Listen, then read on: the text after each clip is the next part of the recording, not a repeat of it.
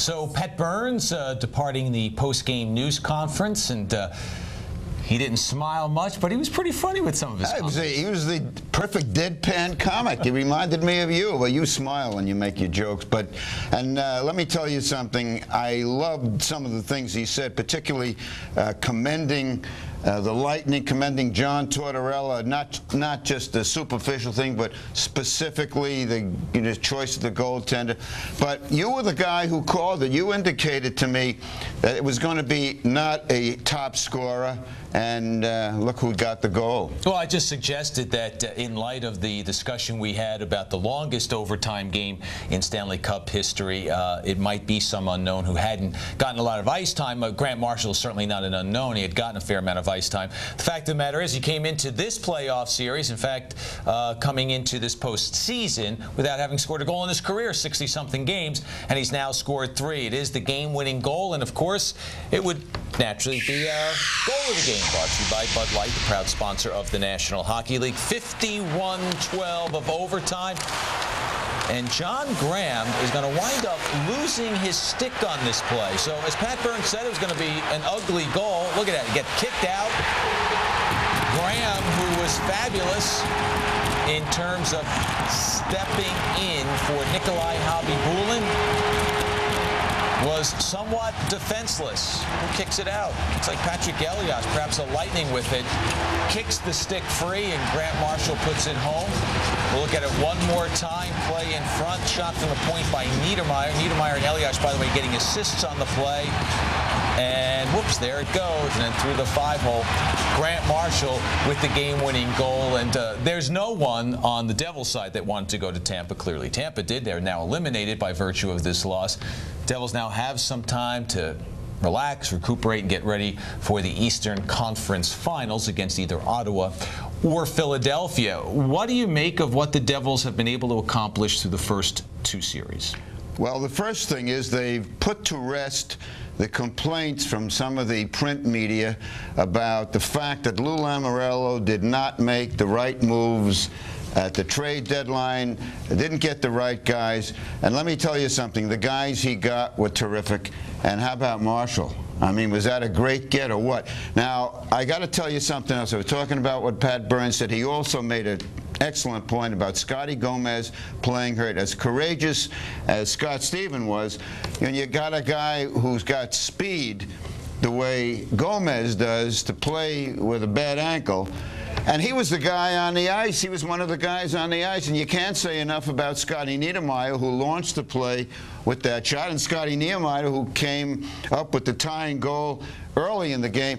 And, of course, Elias on the ice, it was just terrific. But getting a guy like Marshall, who was feisty, and yet who has the, who could put the puck in, and the perfect guy. We talked about it one point earlier in the game.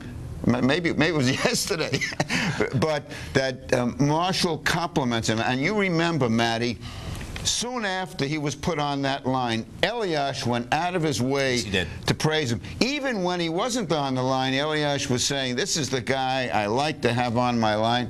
There he is. Well, and Pat Burns spoke highly of Marshall today, says he gives those other 2 players room. It turns out Marshall is the hero tonight with the game-winning goal, but there were a lot of heroes tonight. Yeoman's work by the defense corps. We'll talk about that in a moment, but right now we'll check out the Nextel Direct Connect Assist feature brought to you by Nextel, official sponsor of the NHL. Scotty Niedermayer with a 2-point night scores the equalizer. And just the guy's got so many skills. We're going to take a look at it again, and John Graham knocks Grant Marshall down in front of the net. He winds up barreling into Corey Sarge, which helps set it up. And Niedermayer scores his 2nd of the postseason. That came back at 13:27 of the first, and we do not get a goal again until 51-12 of overtime. The 3rd overtime period, so a long night for the Devils, but a happy one. Talk about the defense. We don't have final stats yet, but going into that final overtime, Scott Stevens, 41 minutes. Brian Rafalski, 42-24. Scott Niedermayer, 41-23. And Colin White, over 37 minutes. Presumably, Stevens got, I don't know, out of the 11 minutes, probably 6 or maybe a little bit more. So he was up near 50 minutes. Same thing with Brian Rafalski. They were incredible. I'm going to stand up for a moment. You know why? Why? That was a standing ovation for Marty Brodeur. Well, I mean, Marty Brodeur gave up the one, and he was just phenomenal. And for all the praise we give to Johnny Graham, Marty didn't face as many shots. But you saw as the game evolved into the overtimes, he came up huge all the time. And what more can you say? He did what he had to do. He just adding to his legend. San Luis in the overtime, first one is denied by Brodeur, and then in the third overtime, a toe save by Brodeur through a crowd, just able to get his left leg down and kick it out. So the Devils win tonight in one of their longest games in history. It's not the longest. It is the second longest, 51-12 of overtime time, 14 minutes shy of the game they played in Buffalo back in 1994, but surpassing the game in 97 at Montreal, a game we were at, Stan. Of course, the Dallas game, June 8th, 2000, and then the Rangers game. So 2 victories in the top 5, and the Devils will celebrate this one for a while. And again, get ready for either Ottawa or Philadelphia. Those 2 will play Game 5 tomorrow afternoon. Tomorrow afternoon. We're still Friday night, I think. At any rate, Saturday afternoon. Game 6 will be Monday, so the Devils will have some time to get ready. And I'm not sure that they care who they play. You know, this game was almost as long as our cab ride.